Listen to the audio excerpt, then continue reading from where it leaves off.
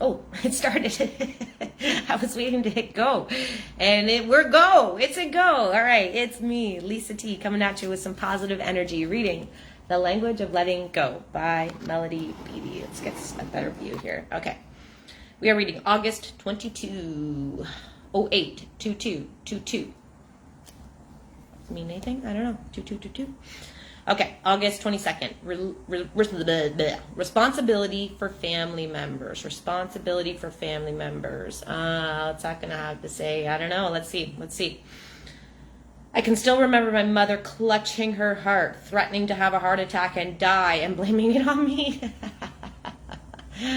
I swear that's not a funny moment, but I can reflect on moments where I've done that too. I'm like, oh God, my heart, I'm breaking. It's like a very dramatic response. And I remember someone in my life recently doing that and feeling, I didn't feel like at fault, but I know I did. I feel like, oh shit, I should have done something differently. I should have said something differently. I should have, because they're having a heart attack right now, not literally, but they think they are.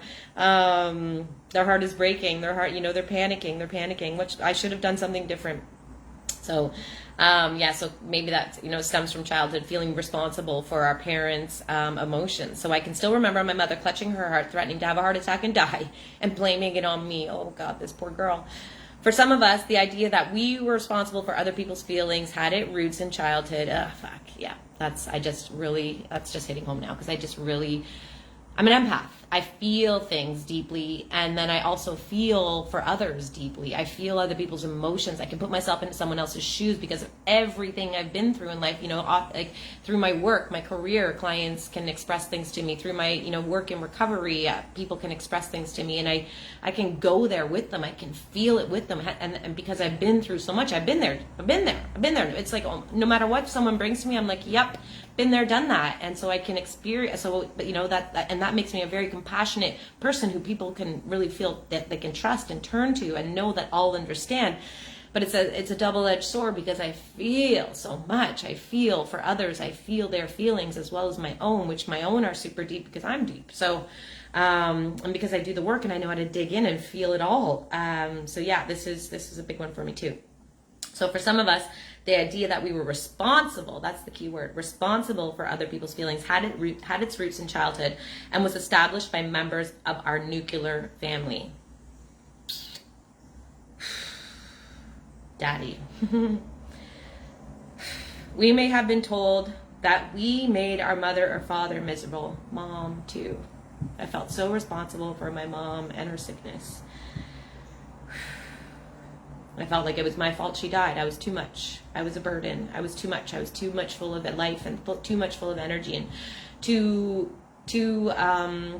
talented. I succeeded in everything I did, so it caused, more events and more successes. And it felt like the story I told myself was that, that took a toll on my mother and caused her to die sooner than she should have. So I have to know that's not on me, and I've done work on it. I definitely know that that's not my fault anymore, but that was a big thing, and I can tap into how it used to feel. So we may have been told that we made our mother or father miserable, leading directly to the idea that we were also responsible for making them happy. If we're responsible for making them miserable, then I must be responsible to make them happy, right? Right? Both sides, flip side of the coin. There's two sides to every pancake, two sides to every coin. So, if we felt that we were responsible, if someone made us feel responsible for their miserable, then the catch is that you're going to then say, well, then it's my responsibility to make them happy, which is not true. The idea that we are responsible for our parents' happiness or misery can instill in exaggerated feelings of power and guilt in us. Yep, I can relate to that. We do not have this kind of power over our parents or anybody, over their feelings or over the course of their lives. We do not have to allow them to have this kind of power over us. Whew. This is not my shit, right? This is not mine. I just was reflecting on moments in my life right now where especially the last few days, where I felt really responsible for a lot of my friends and family, and and it took a toll on me. And I guess this is the key right here. It's just remembering that. This is so helpful for me right now.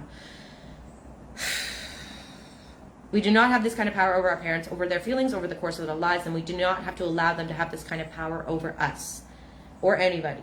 Our parents did the best that they could. I definitely know that. But we still do not have to accept one belief from them that is not a healthy belief. They may be our parents, but they are not always right. Ain't that the truth? They're on their journeys of learning and evolving just as we are. They may be our parents, but they are not always right. They may be our parents, but their beliefs and behaviors are not always healthy and in our best interest. I spoke about this the other night, about having people in my life these days who truly have my best interest at heart. It's a beautiful thing, and I only know that because I know the contrast of having people in my life in the past who didn't have my best interest at heart. So we are free to examine and choose our beliefs. Free to choose our beliefs. Remember, a belief is only something that you've thought over and over and over and over again. It's just a thought over and over and over again. So you have the power to change your beliefs, and you can believe anything you want to believe. Just repeat it enough times in your head. So let go of guilt.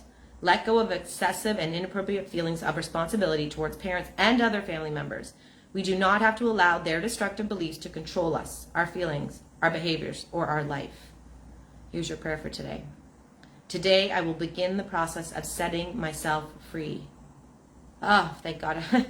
I have been in my own prison for a few days here. I need to set myself free. Today, I will begin the process of setting myself free from any self-defeating beliefs my parents passed on to me.